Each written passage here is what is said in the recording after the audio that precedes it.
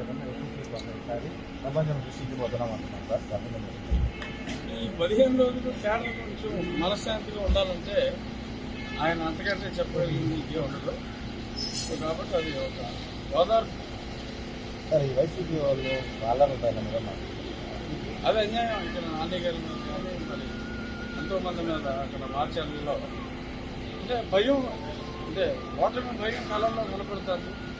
అది మనం ఈయన అభ్యోదరు సజ్జల గారి మాటల్లో కానీ ఇంకెంతోమంది వైఎస్ఆర్సీపీ నాయకుల కళ్ళల్లో ఇంటికి కళ్ళు అబద్ధాలు ఆడవు, మోహం అబద్ధం ఆడదు. మాటలు ఎలా ఉన్నప్పటికీ కూడా వారి కళ్ళల్లో భయం ప్రస్ఫుటంగా కనపడుతుంది.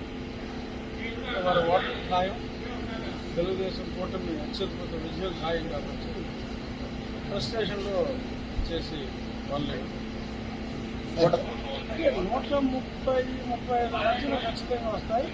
బట్ 150 వచ్చినా నేనైతే ఆశ్చర్యపోను. గతంలో మరి అప్పుడు జగన్మోహన్ రెడ్డి గారికి అందరూ 110 అనుకుంటే 150 వచ్చినాయి. ఎవరు ఎక్స్పెక్ట్ చేయాల తనతో సహా. ఇప్పుడు అలాగే ఒక అద్భుతమైన విజయం 1994లో తెలుగుదేశం పార్టీ కాంగ్రెస్ పార్టీ పోటీ పడినప్పుడు ఎటువంటి విజయం వచ్చింది, ఆ స్థాయి విజయం డిఫరెంట్గా అందుకుంటుందంటాను. ఎటువంటి సందేహం.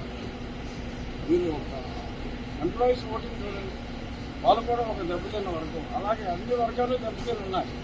సో అందరూ కూడా ఎంప్లాయీస్కి ఏదో 80% పడింది అంటున్నారు. అంతా కాకపోయినా కనీసం 60% ఓటింగ్ ఎక్కడా కూడా తగ్గకుండా ఉంటుంది.